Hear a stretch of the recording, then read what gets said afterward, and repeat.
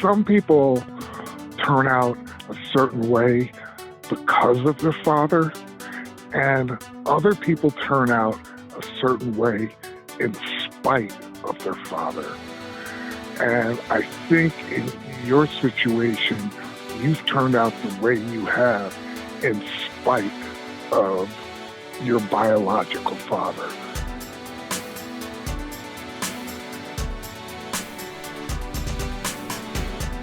You are listening to episode 3 of Complicated Fatherhood, an 8-episode podcast docuseries exploring how my own journey through fatherhood has been affected by the father that I never knew.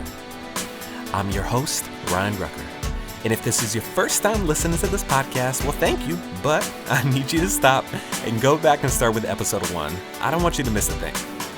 And at the end of the episode, if you like what you hear, head over to Apple Podcasts and give us a 5-star rating. These ratings help others find this podcast, which for somebody like myself, this actually helps me out quite a bit. But regardless, I am honored that you stopped by, so thank you. All right, let's get into it.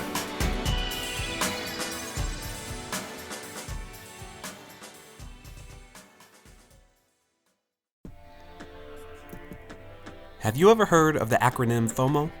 You know, the fear of missing out. At some point, we've all felt it. Usually FOMO was associated with trivial things like cultural events or maybe more meaningful occasions like parties or reunions, things like that. You're terrified that something so epic is about to happen, and for one reason or another, you are going to miss it. It's a terrible feeling. But if FOMO was real, how are so many fathers missing out on watching their children grow up? I spent years wondering why my father wasn't around. For me, it wasn't something I'd cry myself to sleep about, but at times I'd wonder, logistically, what could he possibly be doing other than spending time with me? My mom never badmouthed him, but she certainly didn't excuse his absence. She didn't miss a thing, so inevitably I wondered why he was willing to miss everything. When Reagan was 3 months old, I took my first business trip away from my family. It was the longest 6 days of my entire life. I traveled to a work retreat in Palm Springs where we stayed at this great hotel, had incredible meals, fun team building activities, and lots of great conversations. The one problem, I missed my 3-month-old terribly. Every time I laughed, I felt guilty. As I laid in bed, getting full nights of sleep, I felt horrible. On our final night as a team, I stayed in my hotel room while all my colleagues went out. Now I'm an introvert, so 6 straight days of team activities and conversations, it's not necessarily how I plan my week. But as tired as I was, A, I could never admit that, and B, I knew my wife was working 100 times harder than I was because when your partner's not around, breaks and rests are almost impossible to come by. That Friday, we finished up much sooner than I anticipated, and I got dropped off at the airport at 1 p.m. for my 6:30 flight. I was so early that security wouldn't even let me through to my gate. As I sat there, waiting to be let through, anxiety began to fill my body. Realizing I could drive and get home before this flight was scheduled to even take off. I opted to be financially responsible and not rent a car like I had wanted, though my anxiety heightened as my 6:30 flight got pushed back further and further and further. I walked through the door at 10 p.m. that night, exhausted and genuinely sad. I missed my family tremendously.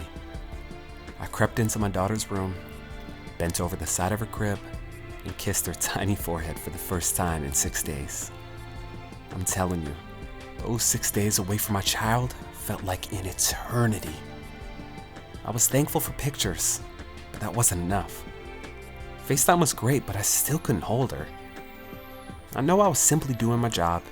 My job helps pay the bills and keep a roof over our head, keeps food on the table. I'm grateful, truly. But when presentations went long, or days didn't feel incredibly productive, I found myself asking, does this really need to be 6 days? Should I even be here on this trip? Those 6 days felt like 17 years, which coincidentally is the same amount of time that my father went without seeing me. Fatherhood just hits different when it's put into perspective like that. For years, I would wonder if he'd come back. When I drive down I-87 to Albany, I'd wonder where my paternal family was living. When I'd walk through Crossgates Mall, every black person I saw, I'd wonder, is that my cousin? Is that my aunt? I grew up incredibly close with my maternal grandma. Would I have been this close with my father's mother as well? From time to time, I'd ask myself questions about what my life would have looked like had he stayed in the picture. But as the years turned into a decade, and it became increasingly clear that he wasn't coming back, I'd find myself asking one specific question. What was more important than me?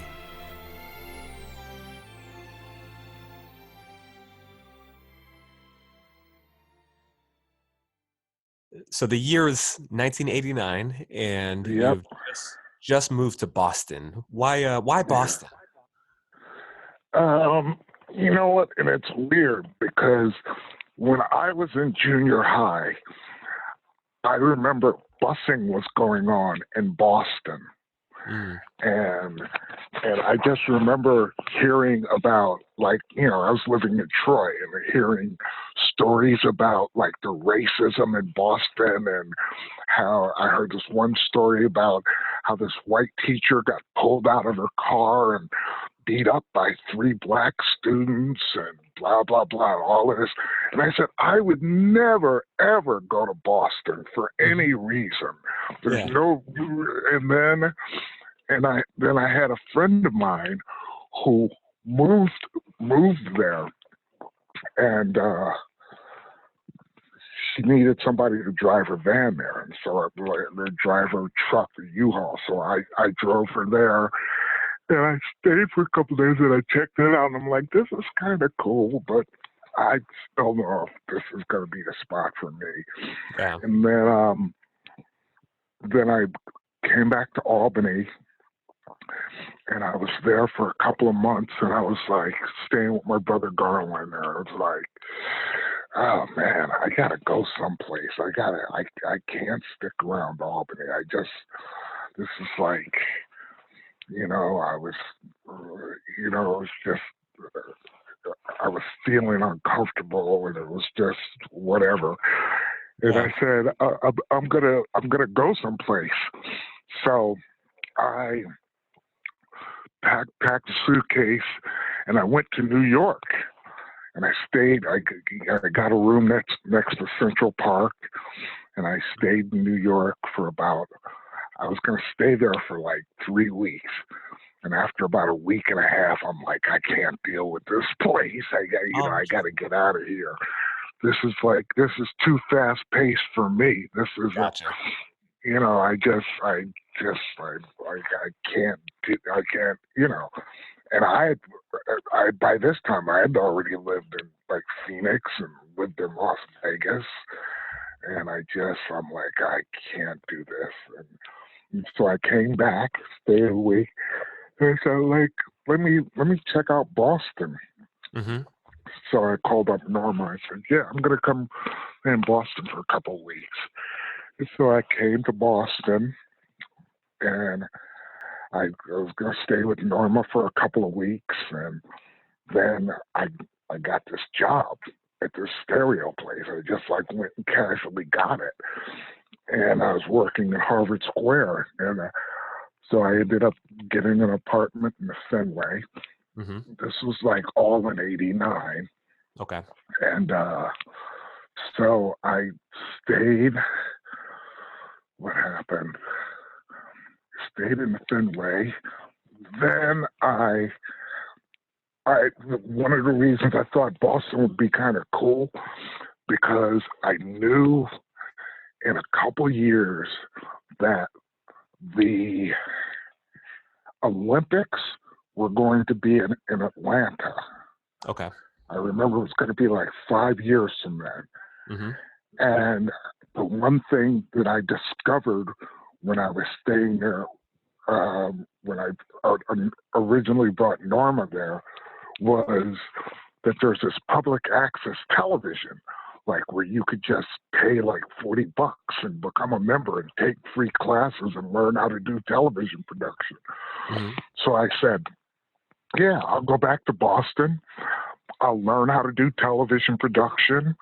I'll get into it. And 5 years when they're hiring for people in Atlanta to work for like NBC or CBS or whoever's there, I Hmm. can get a job and end up in Atlanta. Okay. That was kind of my plan. And I started taking public access television classes in Somerville, and I really got into it. I said, wow, this is cool, and I'm good at this. Yeah. And then I started teaching classes, and then this one woman, Abigail, she said, you would probably be good with kids. You should probably teach some classes to some kids. Hmm. And that's kind of how like my kid career got started. I started teaching video production, and then I think the next summer I was still living in the Fenway, and I was gardening. I'd gotten into gardening Hmm. somehow. I don't, and yeah, I'm just trying to keep all of this straight in my head. No worries. And Well, what about when you started working with kids, and obviously somebody had noticed like, hey, you might be pretty good with kids. Um, what were your thoughts about working with kids, knowing that you had three of your own that at the time you didn't have any contact with? yeah, I mean, when they originally said you'd be good working with kids, I'm like, really?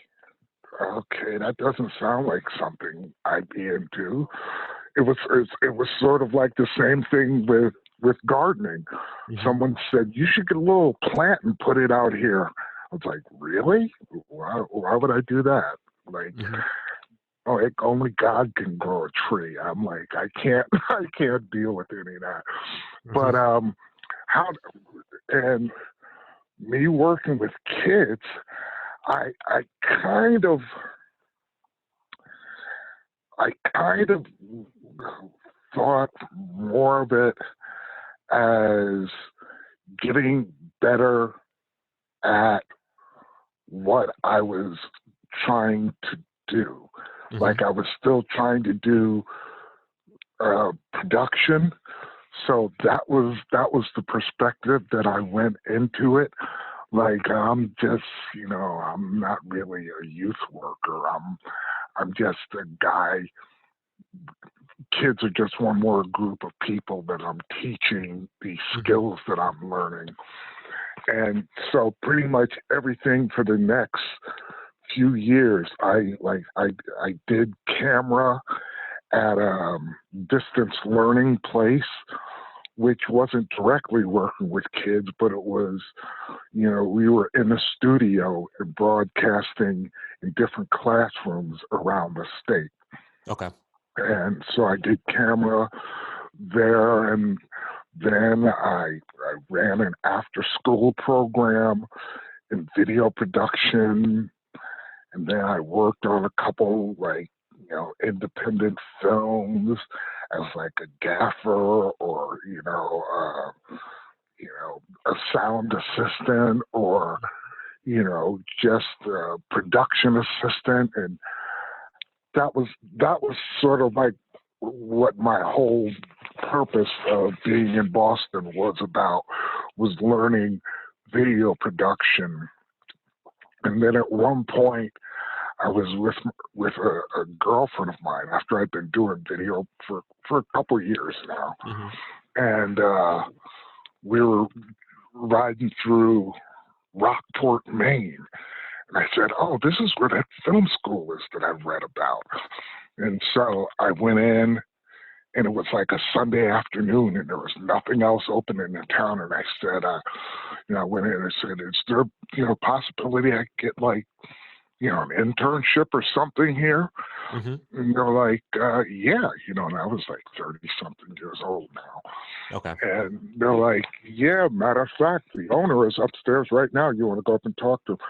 So I went up and I talked to this guy, and he just asked me some basic questions. He says, "You know what a BNC is?" I'm like, "Yeah." He says, "You know what a coaxial cable?" I'm like, "Yeah. I mean, I know that kind of stuff."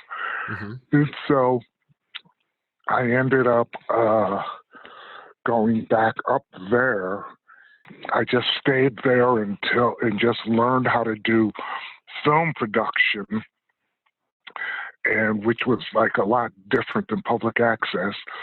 But I learned, like, I sat in on script writing classes and different kinds of things. And when I came back to Boston, I had like a lot more knowledge, and they were interviewing for a job at Boston Film and Video Foundation for an education director. And I interviewed for that job, and I amazingly got it. Oh, wow. Okay. They like hired me, and it's like, wow. And in part, because I had like a few years background of like working with young people when they were trying to expand their grants into more youth-related programs, because they were on their way out. Okay.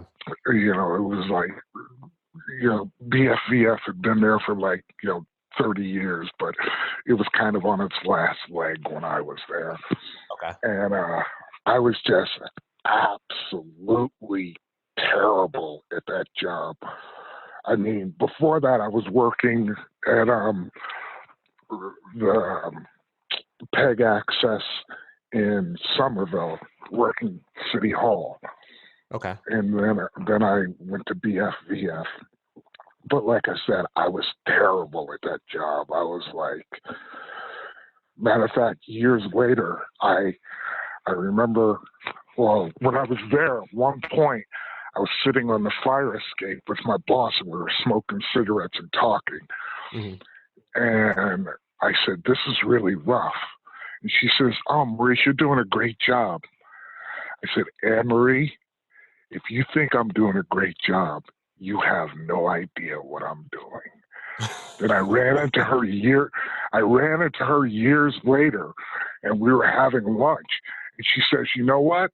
I really want to apologize, because you told me you didn't know what you were doing, and I didn't believe you.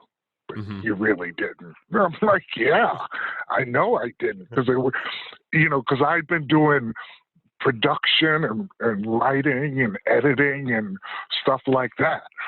But this job was an administrative job.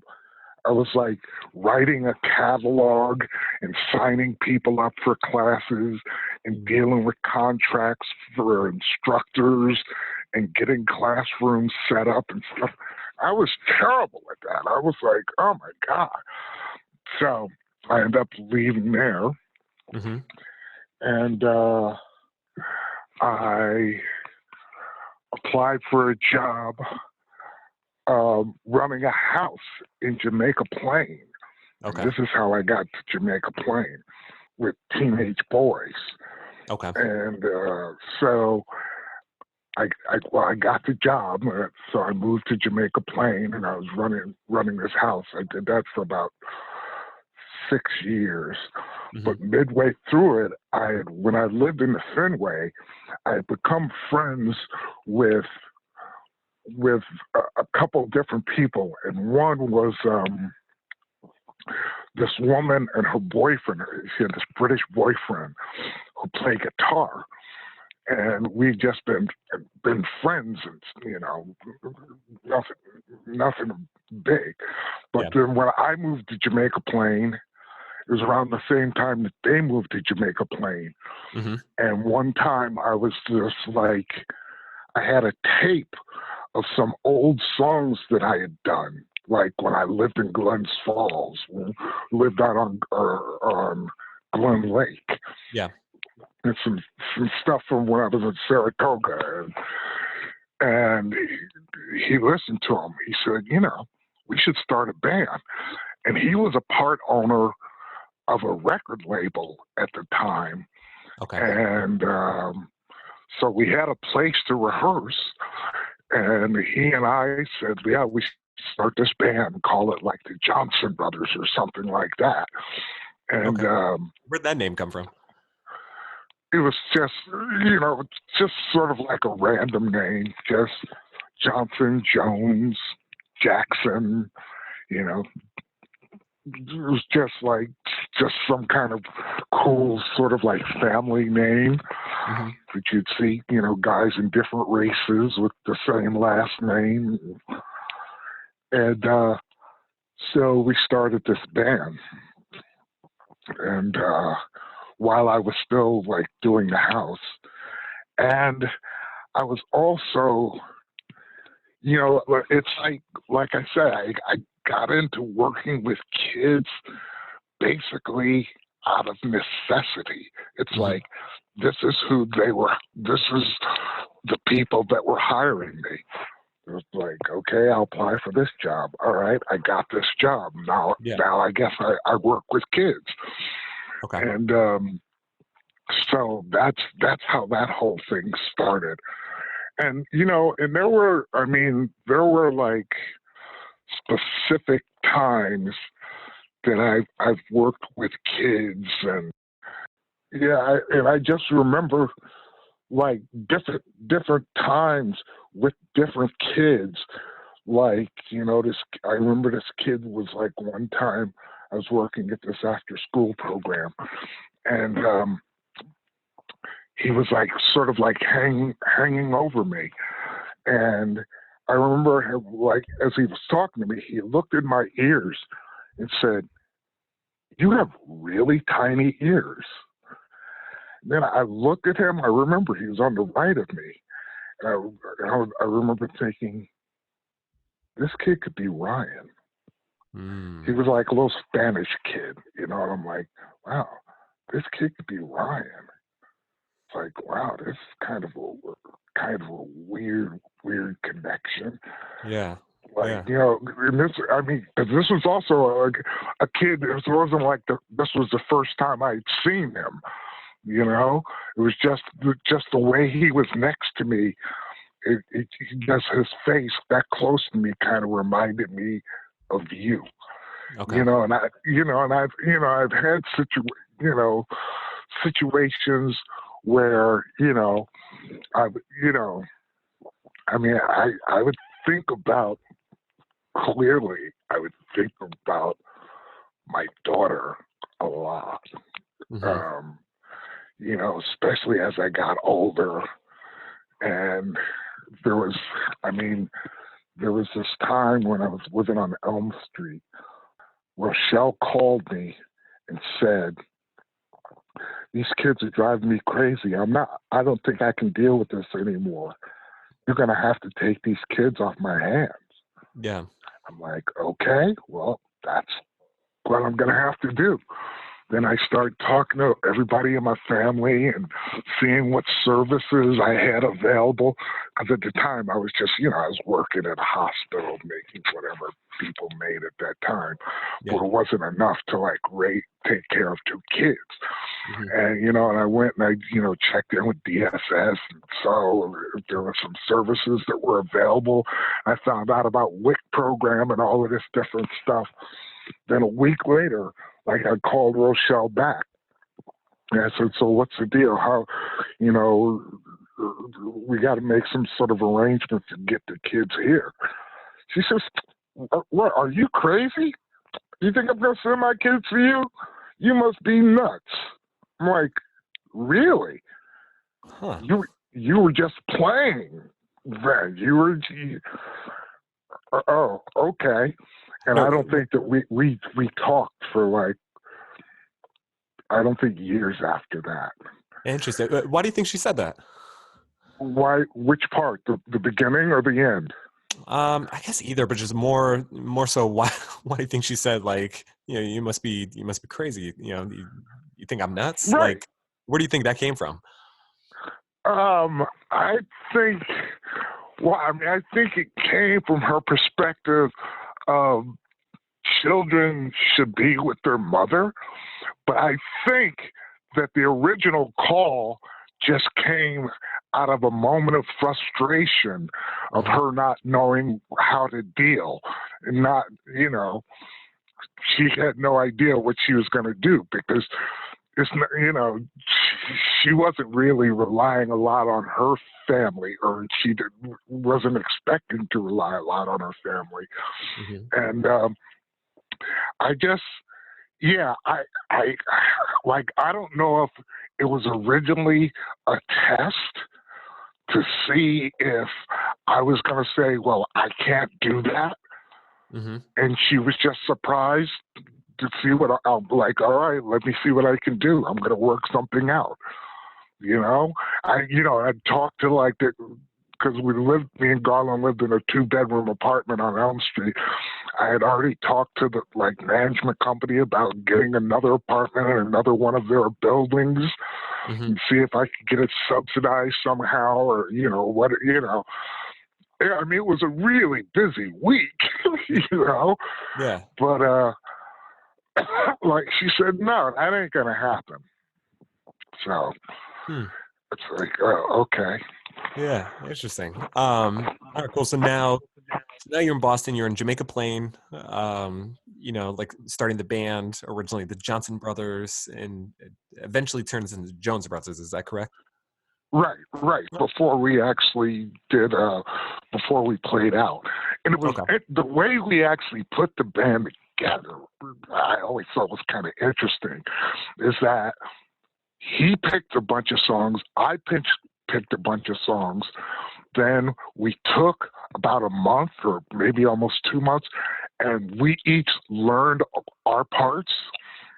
And he knew of a drummer from his job, and I knew of a bass player from the jam sessions that I'd go to at this club. So we said to him, it's like, hey, we're starting a band, want to be in it. Going to learn these 15 songs. Here's the tape. Show up on this date. Have a suit and tie with you so we could take pictures. Then we'll go and we'll rehearse. And we would just rehearse the songs in order that we were going to play them. Everyone was expected to know the songs when we first got together. For the most part, they did. Except for the bass player. He wasn't really, he was like one of these cats that just liked playing old songs and didn't want to play anything different. So, Gotcha. And now, what kind of music were you guys playing at the time? Just straight blues, straight classic blues. Just re-envisioned Delta blues, straight ahead Chicago blues. It was just like this thing that was going to be we would play every once in a while, and we would just do all these classic blues songs that people didn't really know. We didn't look at it as sort of like a cover band. We looked at it as sort of like a re-envisioned band. We'd take, these old songs and basically do them electrified.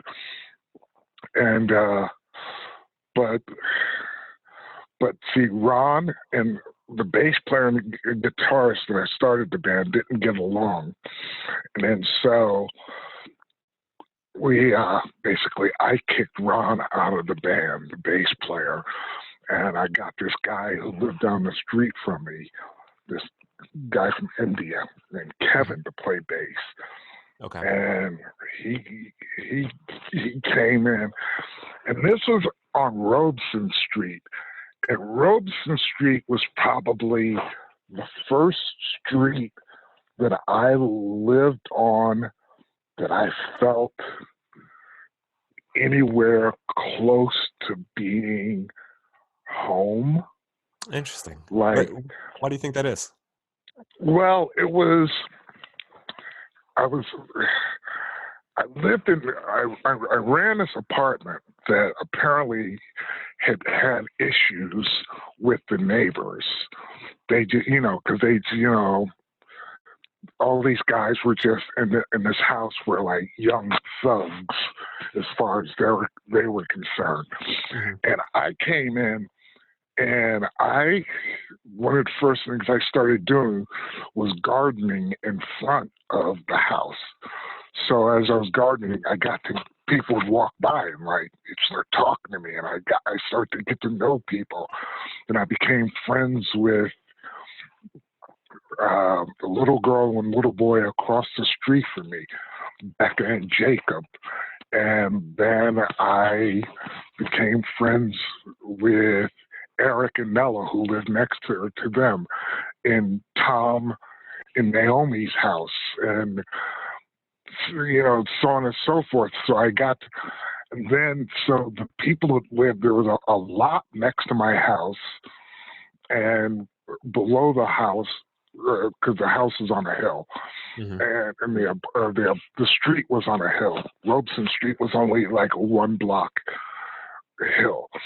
And so the people who lived on the other side of the lot were part of some like religious order. There was 2 families that lived in it. And apparently at one point, before the 2 families lived there was like a monastery type like group of like priests or young priests or whatever from St. Herman's of Alaska. That's the church that they were from. Okay. And Father Patrick and his family and Father Ben and his family. And on the lot, there was sort of like a hill going up, a stone hill. And, but you could see at some point it was tiered, like there's telephone pole tiers. And I said, "Wow, they used to garden here." He said, "Oh yeah, I got to know people." And Father Patrick said, "Yeah, the priest that lived here before us, he used to garden." I'm like, "Oh, really? Can I do this? Can I garden here?" He's like, "Yeah, sure." So I started gardening there, and I'd start having the boys come out and garden. Then neighbors would come over, and they'd say, "Oh, can I have a spot?" I'm like, "Yeah, take that over there." Mm-hmm. And then take this over here. And then next thing you knew, it's like everybody in the neighborhood was gardening on the side of this hill. Hey, not And bad. it sort of like became like this community garden. And so, yeah, Robeson's, then I started dating Perry Mason, the woman who lived across the street from me. And my friend Delane, who I also knew from the Fenway, ended up moving on Robeson Street. So just like all of these people just kind of got behind me and what I was doing with the boys, what I was doing with gardening. And as I started playing music, these are the same people that were like the original people coming to my shows. And so it was, me and Father Patrick, we were talking one day, and I was saying, yeah, we should have like a community like picnic or something. Mm-hmm. And then a few months later, in the middle or near the end of the summer, when it was going on, Father Patrick walked up to me and says, "See what a little conversation will do?" I'm like, "Yeah, I guess you're right." Yeah. And and when I was there, when I was in Jamaica Plain, I started hanging out this guy Bob Feathers, and we were just looking for a new bar to hang out at. Okay. And we found the Midway Cafe, which was across the street from the school where I was working, also in Jamaica Plain. Mm-hmm. And I just, I started, I was probably hanging out there for about a year and a half before they ever even knew that I had anything to do with music. Okay. I was like, yeah. It's like, yeah, so I'm going to start a band. And they're like, yeah, okay.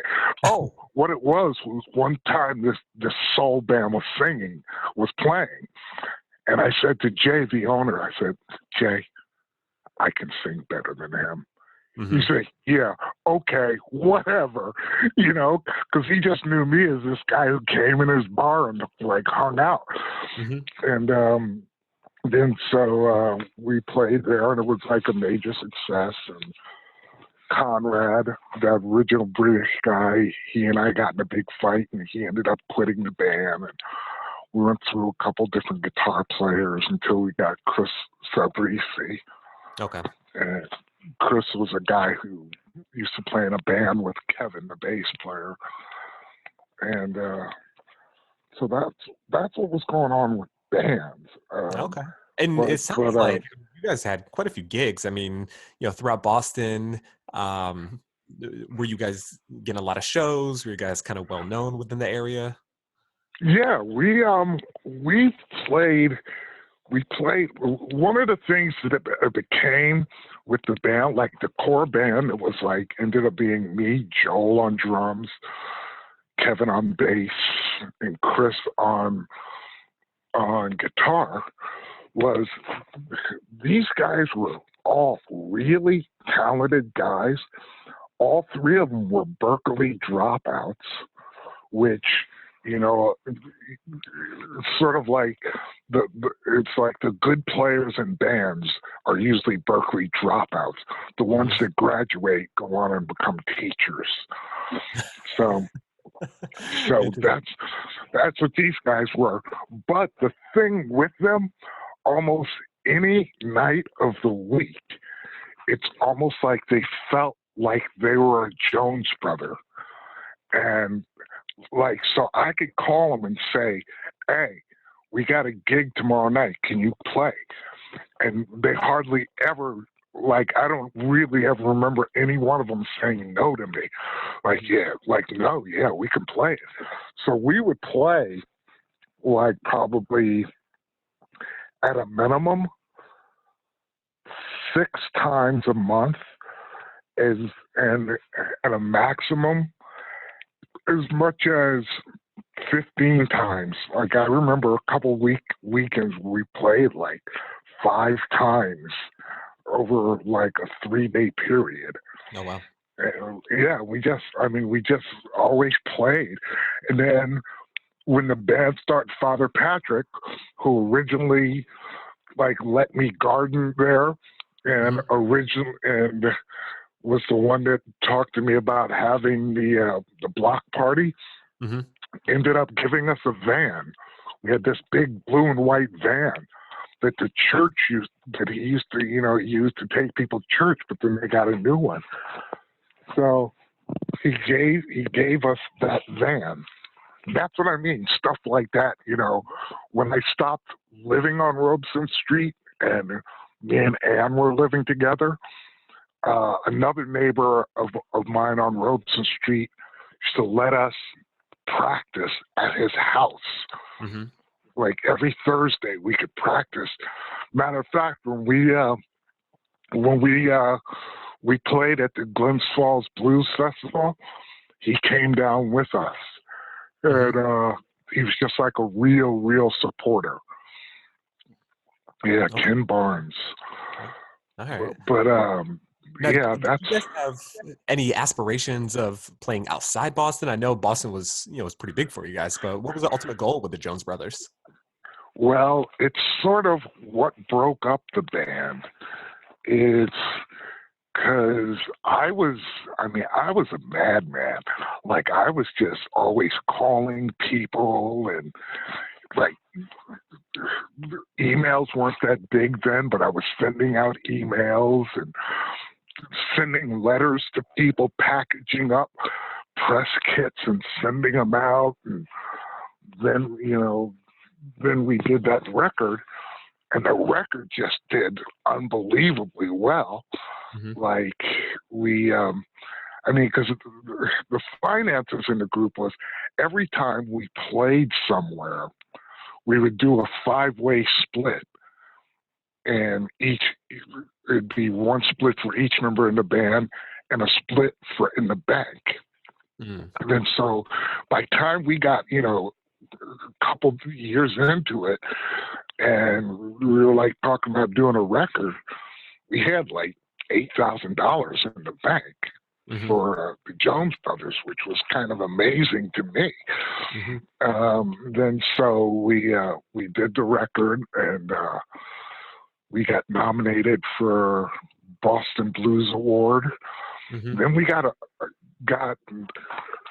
this award, and I think it was in Pennsylvania for the Crossroads Blues Festival. We were being called, like, either, I think it was called the Innovation Award or something like that. Like, you know, it was kind of cool. Like, this was like one of our goals was to get on big stages and play at festivals and stuff like that, and get out of this Boston market. And that was the goal. And they wanted us to come. The festival was on a weekend. I forgot. I think it was in April. But we could have either played a Friday night or a Saturday night. And we already had 2 gigs scheduled for Friday and Saturday, and we were going to have to cancel one. And the one that I wanted to cancel was a birthday party that we were playing for a friend of Kevin and Chris. And the gig that they wanted me to cancel was the one I think was, or the other way around. That was on a Saturday night. They wanted me to cancel the one that had taken me a long time to get. And it's like, you guys, we got this band together to get out of this market, to get bigger. This is our first big shot to play in front of sort of like a national crowd. And you guys would rather, you know, play at a birthday party on that night? Like, I don't even get that. And what it was they weren't really the most social guys. Yeah. So this drummer was sort of like, was like the charisma in their band. And there was going to be a lot of girls at this party. And that was their goal. They wanted to show their asses in front of these girls. I'm like, oh, man. I'm like, if we don't do this, I can't play with you guys anymore. This is like, because we were running jam sessions and we were playing at the House of Blues more than any local black band, the original House of Blues in Cambridge. Yeah. We played there more than any other local band. And, we were on our way. And it's like, but they were kind of, I think at this point in hindsight, they were just kind of sick of my shit. They were sick of me telling them like what they had to do. They were, they were like getting tired of always having to wear suits and ties. But that's what I dictated in this band. This is our look. We're not just, we're not just a bunch of jeans and sneakers kind of guys. We're like, we're a uniform. We are a band. It's sort of like, like the 10 Machine. Like we are a band. And they just, were getting kind of sick of me, I think. And so they're like, yeah, well, fuck him. We're like, we're just not going to play with him anymore. And so that's what broke up the Jones Brothers. And we got a big gig out of town, and they didn't want to cancel a birthday party to go to it. So, and now neither one of those guys plays music anymore. Chris lives in Arizona. His big thing is he goes around to different baseball fields and checks out different baseball parks in the country. That's his main passion. And Kevin got into IT, and so he became like Microsoft certified, and that's what neither one of them, and they were unbelievable good musicians. that Mm-hmm. don't play anymore. I just never understood that. Yeah. Yeah. So, Interesting. Now, you had mentioned earlier very briefly that around that time you started living with Anne. Who yeah. tell me a little bit about that period. Okay. That was like probably after I'd been in JP for, I don't know, a few years. Mm-hmm. It was it was probably what, 98, 99, something like that. Mm-hmm. Um, we met. How do we met? We met through a friend of mine who worked for her when she worked at this health center, and I just called her up after I met her.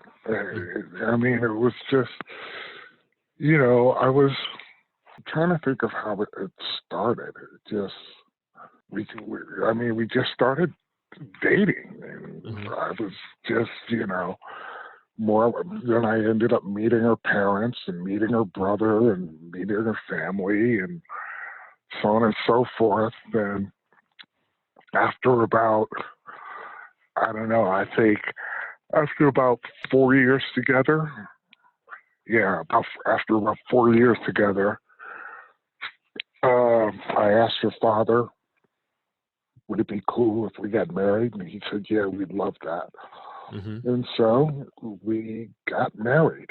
And first house we lived in, Anne had bought. We lived in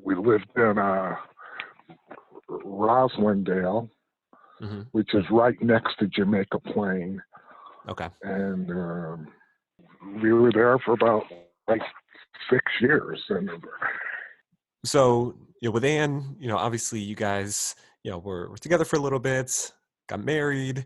And around that time, like when was it that you told her that you had 3 other kids? she knew. She knew, like when like probably like when we first started dating. Mm-hmm. But yeah, before I had moved out of the house on Robeson Street. Like, yeah, she was actually she she was in on it, like, early on. Now, were you nervous to tell her, especially because she was 10 years younger? No, not really, because it was like one of those things that I kind of felt I was coming clean on a lot of stuff in my life. Mm-hmm. And I'm like, yeah, this is something, because up until then, I had lived a bunch of different places around Boston, and I worked a lot of like different kinds of jobs. So I never felt like I was actually. It was before I met Anne that it was like Robeson Street that really got me comfortable talking about my kids. Why It is wasn't that? until because like I said, remember I said it felt like family. Mm-hmm. It was probably the first time in a long time that I felt safe. I felt like these people, it's like I've always kind of had this this this thing where a good friend will, a real true friend will let you sleep on their couch if you show up in their door at 2 o'clock in the morning, Mm-hmm. and without any explanation, you just say, I need a place to stay. Robeson Street was the first time since I had not been staying with my brother Garland that I felt like that. Okay. Like, I just, I never, in all honesty, I never felt that way really with Gene, with the whole family thing that was going on, and the whole, that whole cop thing that was going on. I just never, I never felt safe until I was on Robeson Street. Then I felt I could talk about things, I could be who I am, and they're not going to say, "Oh my God, what a horrible person you are. Please leave us." It was like I felt like I was surrounded by like almost like family. But yeah, so like I think when she came into the picture, I was already exposing myself. Okay. So Okay. And now, what were your friends' reactions when you had first kind of let that off your shoulders, saying like, "Hey guys, like I know you've known me for a while, but like I need to tell you something. I actually have 3 kids in 2 separate places." Like, what were the reactions? um, I'm trying to think because I think one of the first people I told was Kevin, not Kevin the bass player, because he also lived on Robeson Street, but Terry Mason's um, gay roommate. I think he was like, and I remember just saying, "Oh man, I've been keeping this shit inside for like the longest time. I Hmm. just, I just, I just, I want you to know because I think that we're going to be friends for a while. That I actually have 3 kids, and then actually while while I was on Robeson Street is when Adrian came to stay for a little while, Hmm.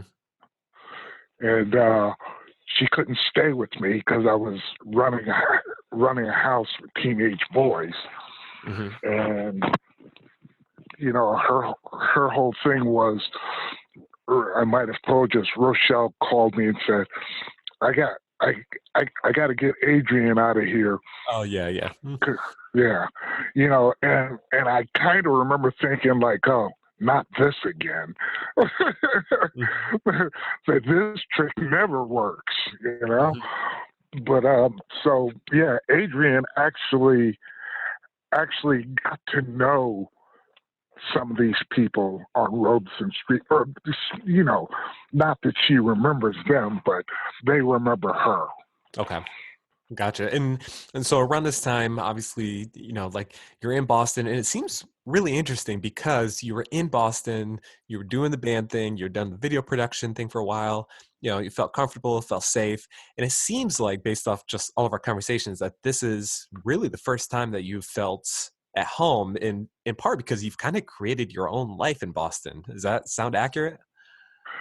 Yeah, I mean, if you would have asked me, I've been creating my own life up until then anyway.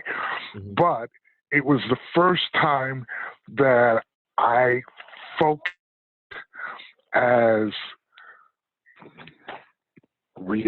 as really as an adult. Hmm. Like I just, like I said, I don't think I became an adult until, even though I had kids, but and I'd had jobs and stuff like that, Hmm. but I'd never really had a forward looking purpose. Like I never really thought that I would live to be 62, to tell you the truth. Really? I just never thought that I would be here right now. So until I turned 40, Okay. until I turned 40 is when I'm like, wow, like I've actually lived. I've lived some life, and I got some stuff going on right now that is kind of good, Hmm. you know. But my whole thing at this point in my life in Boston, I was doing things that I always thought that I wanted to do, Yeah. even when I was like back in the Boys and Girls Club, or back when it was the Boys Club, when I was Hmm. in junior high in Troy. Hmm. Uh, I used to like go over. I used to make things there. I would like make like paper mache things and make art pieces and dioramas and puppets. And I'd go upstairs, and I was in the book club, and I got into like writing writing stories, writing songs, and also at the same time, I had a social studies teacher, Mr. Leibowitz, who was in junior high. That's like Iroquois Village stuff, right? Okay. Is that what you remember in junior high? Uh, it, do- it doesn't really sound familiar. I guess it was a while Yeah. ago. Well, that's kind of, and then so we were in school. We were doing uh, making Iroquois villages out of sticks and twigs and clay and stuff that I work with to this day. Hmm. And we were also writing an improv play where everyone just got to like get up and say whatever the next line they thought they should say. Hmm. And I was like, I remember being really active in that. Hmm. And so all of the things that I was doing in Boston were things that I felt I was introduced to in junior high, but never, because my high school career was so spotty, I didn't spend a whole lot of time in any one school. Like it's like I had slightly more high schools than I had kids. Hmm. I went to one high school, then I'd go to another one, then I'd get transferred to another one, I'd get kicked out of another one. So I never really got to like sit down in a classroom and do an art project in high school, or I Yeah. never had got to write any stories or anything in high school Hmm. because I was never in any school long enough, or when I was in it, I wasn't going enough that I would be, I'd have anything to follow through on. Yeah. So, yeah, it was just, and like I said, it's almost like growing asparagus. My life was, I figure I never lived once I start gardening. I didn't live any place long enough until I got to Robeson Street where you can actually grow asparagus, because asparagus takes 3 seasons for you to grow it. So if you don't think you're going to be there for 3 seasons, why even plant asparagus? And that's kind of how I was living my life up until Robeson Street. Okay. All right. So now on Robeson Street, life seemed to be going pretty good. Obviously had Anne, had some really good friends that were family. Had the band thing going on. What was your family doing back in Albany? I really, the only ones that I really kept in touch with on a regular basis was Garland and my nephew Jarrell. Mm. Like Jarrell would come to Boston, and he would. This is like, especially after I moved to Jamaica Plain. You know, I wasn't. I you know I would get calls from, like when my father died, my brother Bill called me, and so I wasn't like not not in touch with everybody. Yeah. I wasn't in touch with like I am with them now, and Yeah. I've never been with them like I am now. Hmm. Hmm. It's And my understanding is that, like, in the early 2000s, obviously you're talking about how you've always been in contact with Garland, and like in the early 2000s, I know your father had passed, but your mother was still alive at that point. So did you talk to her any? Yeah, like when I like randomly come down there, and like I said, when Adrian was here, she was actually living in Albany, so Mm. I had to, like, there was a reason I had to go down every weekend. So yeah, I mean, my mother my mother would say the period that she was most concerned with me is probably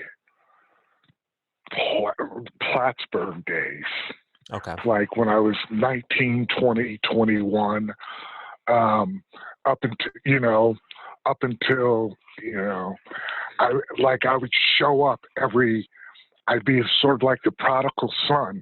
Like I'd be doing something, then it would go bad. And Hmm.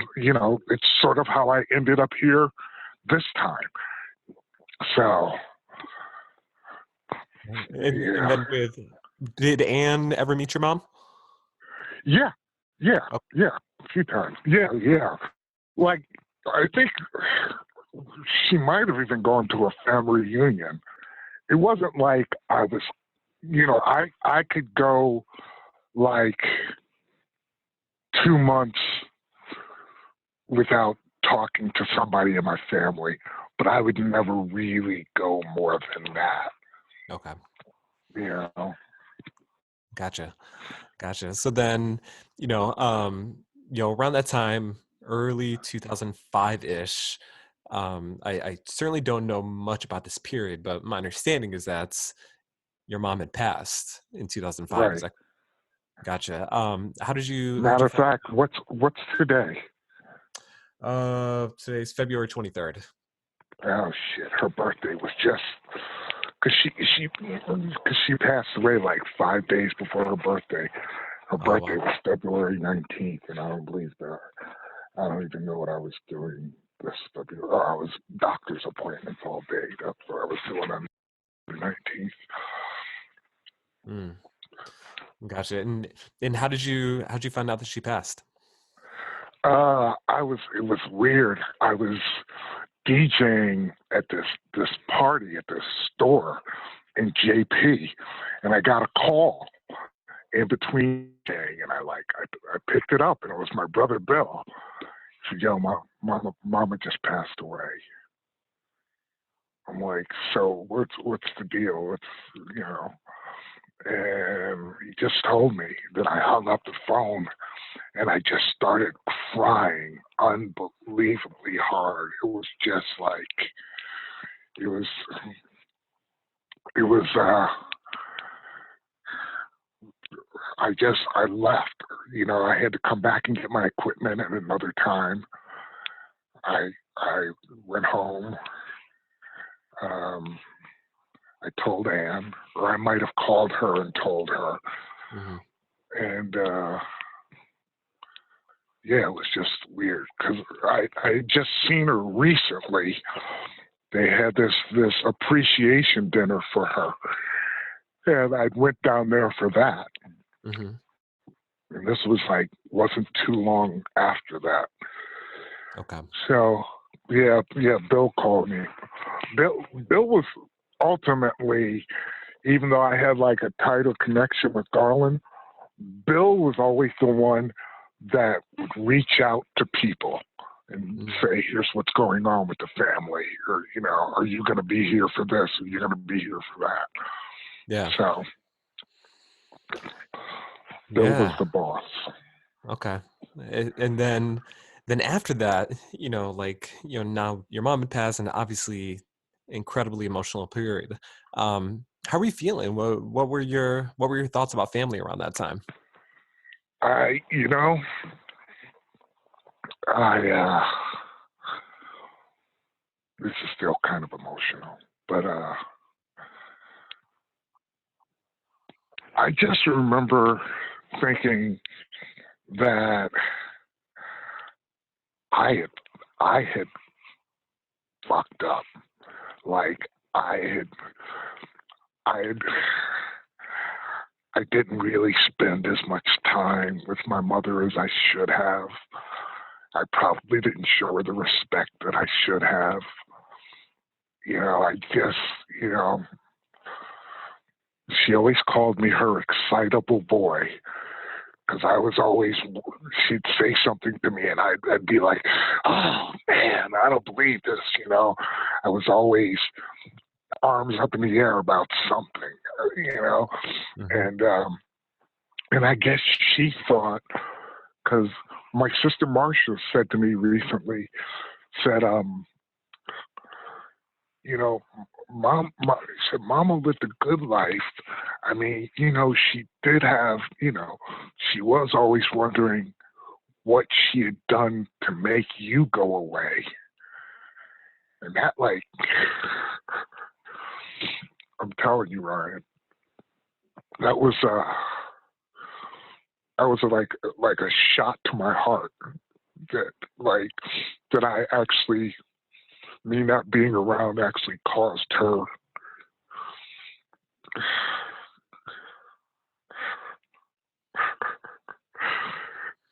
Oh man. Yeah, I'm sorry, man. Yeah, I can only imagine.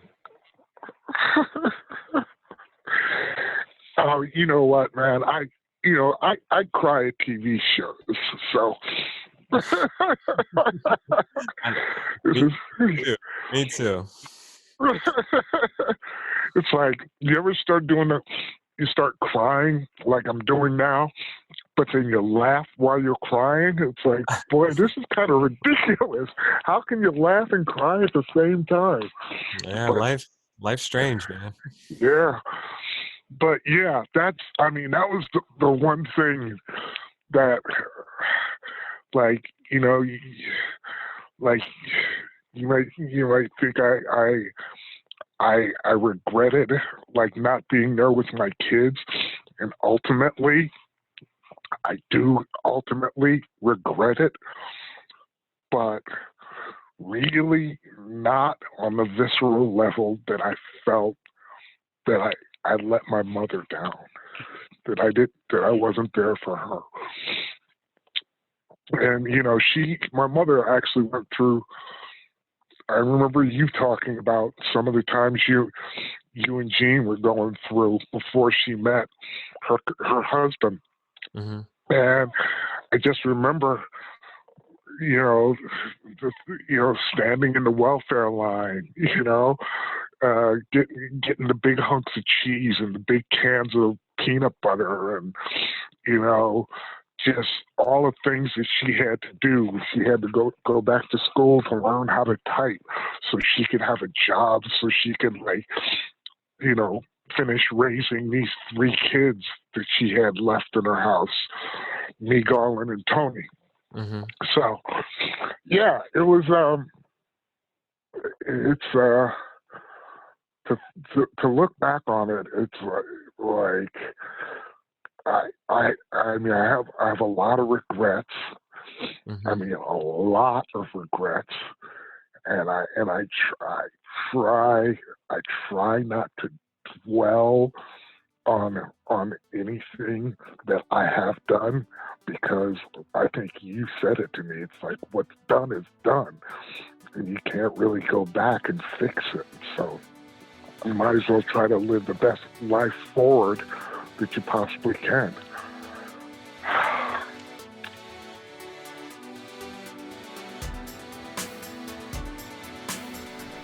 Next time on Complicated Fatherhood. And I just typed in Ryan Rucker. I remember it well because it was very, very overwhelming. You didn't say, get the hell out of my face. I do remember kind of asking the question. And you got that look on your face at one point. You said to me, how could you? How could you just leave? Complicated Fatherhood was written, recorded, and edited by me, Ryan Rucker. All music was composed and recorded by me as well. Join us for the conversation on Instagram at Complicated Fatherhood. And if you like what you hear, I'd love for you to share this podcast on any of your favorite social media platforms using the hashtag Complicated Fatherhood. We'll see you next time.